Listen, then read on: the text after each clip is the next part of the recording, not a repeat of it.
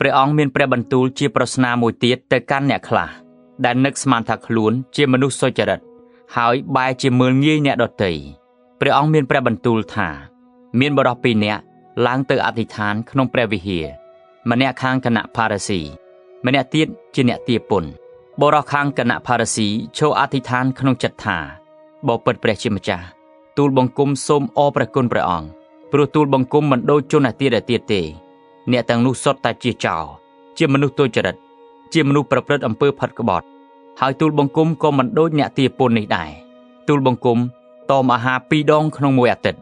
ហើយទូលបង្គំថ្វាយរបស់អ្វីៗទាំងអស់ដែលទូលបង្គំរកបាន1/10ដល់ព្រះអង្គ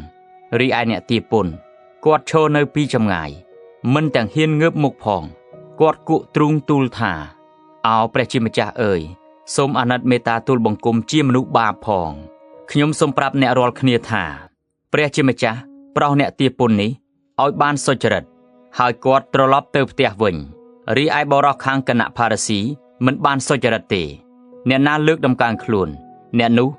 នឹងត្រូវគេបន្ទាបចុះរីឯអ្នកដែលបន្ទាបខ្លួននឹងត្រូវគេលើកដំកើងវិញ